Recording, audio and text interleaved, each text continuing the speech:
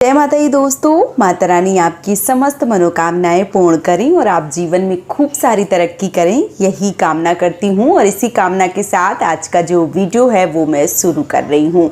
दोस्तों, आज के वीडियो में मैं बात करने वाली हूँ नवरात्रि के दौरान यदि आप 9वें दिन पारण कर लेते हैं, नवरात्रि के 9वें दिन जिस दिन माँ सिद्धिदात्री का दिन होता है उस दिन आप भोजन इत्यादि करके व्रत का पारण कर लेते हैं, तो आपको जो चौकी है वो कब हटानी चाहिए और चौकी का जो सामान है उसका हमें क्या करना चाहिए, संपूर्ण जानकारी इस वीडियो में आप सबके साथ शेयर करूंगी। तो चलिए वीडियो को कर लेते हैं शुरू और जान लेते हैं चौकी के बारे में ये समस्त महत्वपूर्ण जानकारी।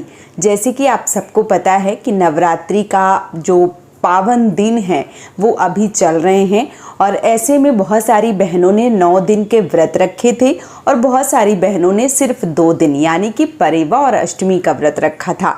कई सारी बहनें जो पहले दिन व्रत रखती हैं और नौमी का पूजन कर देती हैं, कई सारी बहनें परेवा यानी कि पहला दिन और अष्टमी का जो व्रत है वो करके नौमी की पूजा जो है वो करके विधिवत रूप से चौकी इत्यादि जो है वो हटा देती हैं।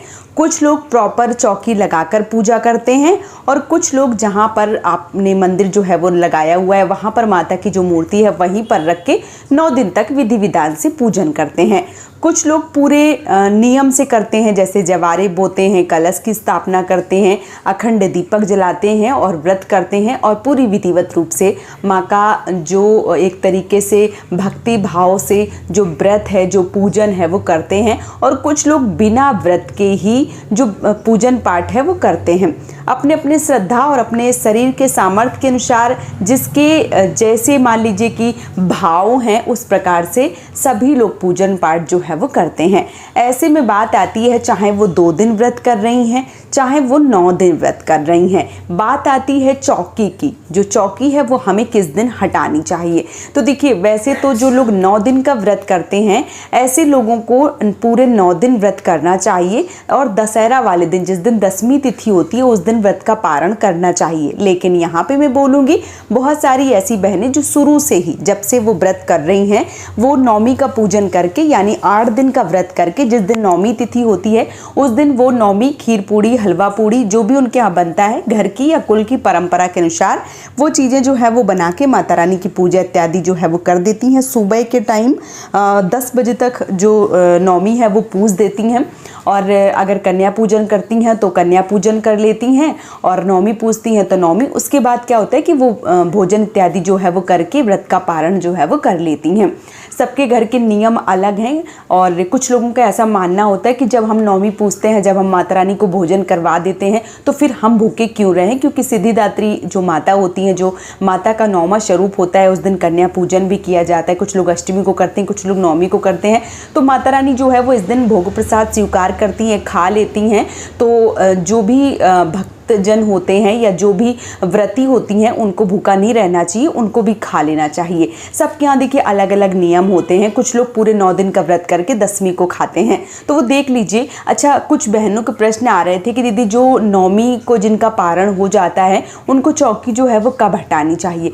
देखिए, बहुत सारे लोग 9वीं पूज के जो चौकी है वो हटा देते हैं, क्योंकि जिस दिन चौकी मान लीजिए जिस दिन 9वीं पूजते हैं तो जवारे जो हैं वो भी हटा देते हैं, कलश के ऊपर जो नारियल है वो भी निकाल देते हैं और एक तरीके से जो चौकी है वो भी हिला देते हैं। तो कुछ लोग 9वीं को जो चौकी है वो हटा देते हैं और कुछ लोग 9वीं को चौकी जो है वो नहीं हटाते हैं। मेरा यही मानना है कि आप शुरू से अगर 9वीं को चौकी हटा रहे हैं तो फिर हटा सकते हैं, लेकिन यदि आपने 9वीं को चौकी नहीं हटाई है और या आपको नहीं पता था तो मैं आप सबको बता दूं कि देखिए 9वीं को माता जो मान लीजिए नवरात्रि के 9 दिन अलग अलग स्वरूप में माता जो पूजन अर्चन है वो किया जाता है। जैसे शैलपुत्री हो गई, ब्रह्मचारिणी माता हो गई, कत्यानी माता हो गई या अभी जो लास्ट में सिद्धिदात्री माता हो गई, सबका जो पूजन है वो एक एक दिन पे किया जाता है। इस बार एक तिथि में वृद्धि हुई है तो एक जो तिथि है वो 2 दिन मनाई गई, यानी तृतीया तिथि 2 दिन मनाई गई, इसलिए इस बार नवरात्रि जो है वो पूरे 10 दिन की पड़ी हैं। और यदि आप 9वीं वाले दिन सोच रहे हैं कि चौकी हटा दें तो देखिए 9वीं वाले दिन मेरा यही मानना है, भले ही आप कलश हटा रही हैं, क्योंकि कलश का जो जल है वो हटा के पूरे घर में छिड़काव कर दिया जाता है, नारियल तोड़ दिया जाता है, कुछ लोग पानी में विसर्जन करते हैं, कुछ लोग प्रसाद स्वरूप, कुछ लोग मंदिर में जाके रख देते हैं, तो नारियल भी हट जाता है। और इसके साथ ही साथ जवारे जो है वो भी हट जाते हैं, अखंड दीपक जो है वो भी बहुत सारे लोग हटा देते हैं। मेरा ये मानना है कि एक दिन आप जिस दिन नवमी है, भले ही आप व्रत का पारण कर रही हैं, आप भले ही भोजन कर रही हैं, लेकिन एक दिन जिस दिन नवमी तिथि है उस दिन आप सुबह तो पूजा करती ही हैं, लेकिन शाम को आप जिस प्रकार से रोज़ पूजा करती थी उसी प्रकार से नवमी वाले दिन भी पूजन कीजिए। भले ही आप भोजन कर लीजिए, मैं इस बात के लिए नहीं बोलूँगी कि नहीं आपको नवमी को भी व्रत रखना चाहिए, आप जैसा शुरू से करती चली आ रही वैसे ही आप कर लीजिए, लेकिन जो चौकी है वो पूरी तरीके से मत हटाइए। आप नारियल हटा रही हैं, कलश हटा रही हैं, जो भी चीज़ें हटा रही हैं वो हटा लीजिए, लेकिन पूरी तरीके से जो चौकी है वो मत हटाइए। अब आप लोगों के मन में ये प्रश्न आएगा कि आप ऐसे क्यों बोल रहे हो, तो मैं बताऊँ कि माँ सिद्धिदात्री जो हैं उनके लिए आप चौकी रख ही नहीं रही हैं, उनको तो आपने हटा ही दिया एकदम से। तो आप ऐसा ना करें, आप नवमी को बिल्कुल भी चौकी पूरी तरीके से खाली ना करें। नवमी को भी आपको सुबह तो पूजा कर ही रहे हैं, शाम को भी दिया बाती जो है वो ज़रूर करना चाहिए, माँ सिद्धिदात्री को प्रणाम करना चाहिए, माता से बोलना चाहिए कि मैया 9 दिन मैंने जिस भी प्रकार से मैंने अपने सामर्थ्य के अनुसार, जितनी मेरी श्रद्धा थी, मैं अज्ञानी हूँ, अनजान हूँ, मुझे जितना पता था उस प्रकार से मैंने पूजा पाठ जो है वो करी है। आपसे निवेदन है मैया कि मेरी पूजा को स्वीकार कीजिए, जैसी भी पूजा है वैसी पूजा जो है वो स्वीकार कीजिए, जो भी त्रुटि रही हूँ उन्हें माफ़ कीजिए। और अगले बार जो नवरात्रि हैं वो बहुत ही शीघ्र आइए, और फिर से मेरे शरीर में सामर्थ्य होगा या मैं कर पाऊँगी तो फिर से आपका पूजन अर्चन जो है वो ज़रूर करूँगी। और जो भी आप मांग रही हैं इस दिन माता से, चाहे वो कुंवारी लड़कियां हैं तो चाहे जॉब, चाहे अपना घर वर मांग रही हैं, या किसी प्रतियोगी परीक्षा की तैयारी कर रही हैं तो वो मांग रही हैं, या बहुत सारे लोग अपने, देखिए जो गृहस्थ जीवन में हैं तो कुछ ना कुछ हमारा जो मन होता है वो बहुत ज़्यादा लालची होता है, हम कुछ ना कुछ मांगते ही रहते हैं। भगवान के सामने जाते हैं, थोड़ी देर तो पूजा में मन लगता है, फिर लगता है प्रभु ये करना है, मैया ये करना है, हम सब गिनाते रहते हैं, वो मन में चलता ही रहता है। तो जो भी आपके मन में है वो इस दिन बोल दीजिए और शाम की पूजा जो है वो ज़रूर कीजिए। फिर जिस दिन दशहरा होता है, दसवीं वाले दिन यदि आपके यहाँ पूजन होता है, मटके भरे जाते हैं, तो आप उस प्रकार से पूजन कीजिए। अगर आपके यहाँ दसवीं वाले दिन पूजा पाठ जो है वो नहीं होता है तो दसवीं वाले दिन आपको सुबह स्नान ध्यान करने के बाद में सारी चीज़ें, जो भी चौकी के ऊपर सामान है, चाहे वो आपने नवग्रह बनाए थे, या आपने अखंड दीपक जलाया था, या आपने जो कलश की स्थापना है वो करी थी, जो भी चीज़ें मान लीजिए रखी हैं चौकी के ऊपर, सारी चीज़ें जो है वो हटा दीजिए। और हटाने के बाद आपको क्या करना है, देखिए जो भी पान के पत्ते इत्यादि होते हैं, कुछ लोग हवन में डाल देते हैं, कुछ लोग हवन में नहीं डालते हैं। तो जो पान के पत्ते हो गए, नवग्रह हो गए, या नारियल का जो मान लीजिए जो नारियल है वो आपने अगर नवमी को नहीं हटाया, आप दसवीं को हटा रहे हैं, या जो आपने दीपक कलश है वो रखा हुआ है, तो जो भी चीज़ें हैं, अगर खाने लायक कोई चीज़ें हैं, प्रसाद इत्यादि है, तो वो आप अपने घर में, अपने मोहल्ले में वितरित करके भोग प्रसाद स्वीकार कर सकते हैं, खा सकते हैं। कोई भी चीज़ ऐसी है जो आप नहीं खा पा रहे हैं वो जल विसर्जन कर दें, जैसे गेहूँ हैं, चावल हैं, या प्रसाद है जो भी आपने चढ़ाया है, पंचमेवा इत्यादि है, जो मान लीजिए कि आपको लग रहा है कि ये ना आप खा पाएंगे और ना ही किसी को प्रसाद के रूप में दे पाएंगे, ऐसी सारी चीज़ें जल प्रवाहित कर दें। क्योंकि जल में मछलियाँ, बहुत सारे कीड़े मकोड़े रहते हैं, तो एक तरीके से उनके पेट में जाएगा, तो ये भी एक तरीके से दान ही है। तो ये चीज़ें जो है वो आपको पानी में डाल देना चाहिए। इसके साथ ही साथ जैसे वो पंच पल्लव आपने रखे थे या पान के पत्ते हैं, वो सारी चीज़ें आप चाहें तो धरा विसर्जन, यानी किसी भी देव वृक्ष के नीचे, चाहे वो पीपल का वृक्ष हो गया, बरगद का वृक्ष हो गया, समी का वृक्ष हो गया, या बेलपत्र का वृक्ष हो गया, या कोई भी वृक्ष नहीं मिल रहा है तो कोई भी वृक्ष के नीचे छोटा सा गड्ढा खोदिए, उसके नीचे सारी चीज़ जो है वो डाल दीजिए और ऊपर से बंद कर दीजिए। यदि ऐसी सुविधा नहीं है तो आपने घर में जो भी गमले लगा रखे हैं उसमें भी डाल सकते हैं, तो वो खाद जो है वो बन के सारी चीज़ें जो है वो समाप्त हो जाती, तो आप इस प्रकार से भी कर सकते हैं। कई लोगों के मन में ये प्रश्न आएंगे कि दशहरा वाले दिन, मान लीजिए जैसे इस वर्ष जो है वो दशहरा वाले दिन गुरुवार पड़ रहा है, तो गुरुवार वाले दिन जो चौकी है वो हम हटा सकते हैं या नहीं हटा सकते हैं?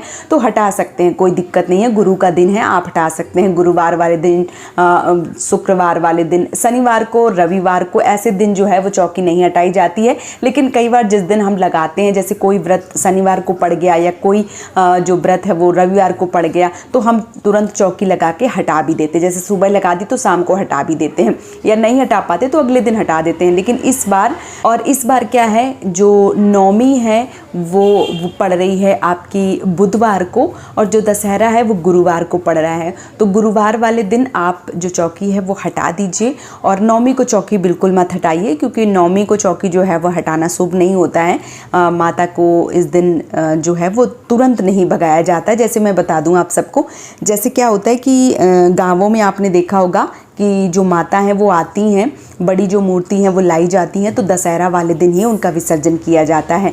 9 दिन पूरी पूजा होती है, दशहरा वाले दिन विसर्जन किया जाता है। तो आपको 10वीं वाले दिन ही विसर्जन जो है वो करना है, यानी 10वीं वाले दिन ही आपको जो चौकी है वो हटाना है।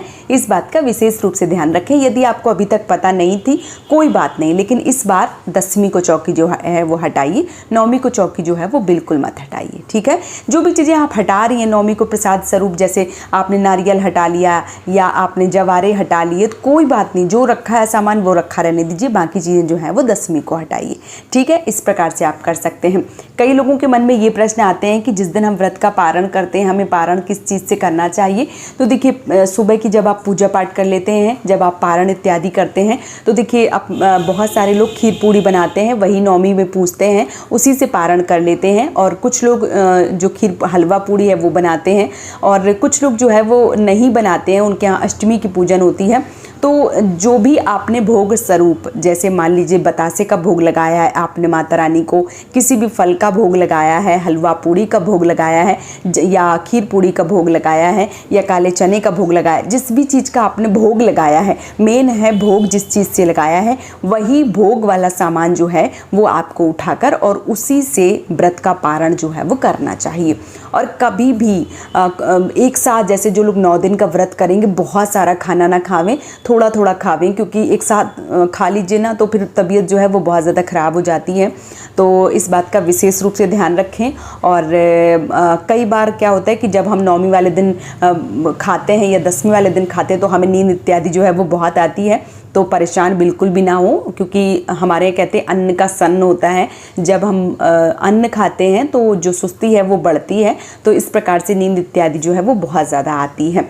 तो चौकी जो है वो आपको 10वीं को हटाना है, जो भी सामान है वो आपको 10वीं को हटाना है।